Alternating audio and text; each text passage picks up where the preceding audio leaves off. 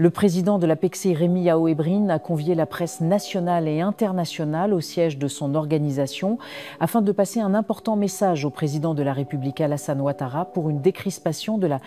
situation politique en Côte d'Ivoire, user du dialogue. La paix et la cohésion nationale dans notre pays, la Côte d'Ivoire, étant de la responsabilité principale du président de la République, son Excellence Alassane Ouattara, il lui revient donc de prendre des décisions courageuses en vue d'apaiser la tension sociale très vive et préoccupante en ce moment, pour rassurer toutes les populations ivoiriennes qui ont la peur au ventre à l'orée de ces présidentielles d'octobre 2025. Excellence, Monsieur le Président Alassane Ouattara, les Ivoiriennes et les Ivoiriens vous regardent et l'histoire le retiendra de ce qui adviendra pour notre pays d'ici au soir du 25 octobre 2025. Et pour nous, acteurs importants de la société civile, aucun sacrifice n'est de trop pour préserver des vies humaines.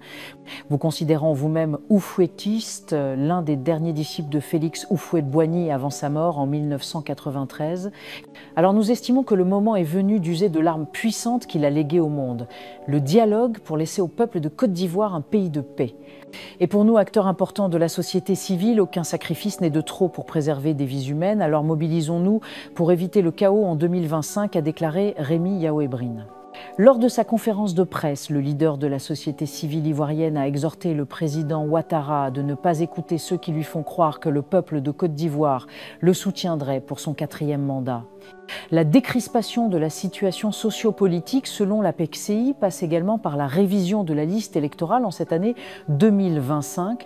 la mise en place d'une liste électorale crédible et acceptable par tous, la réinscription sur la liste électorale de Laurent Gbagbo, Tidjane Thiam, Charles Blé Goudé et tous les leaders de partis politiques. Une réforme de la CEI s'impose. En plus de tout ceci, nous demandons la dissolution pure et simple de la commission électorale dite indépendante, CEI,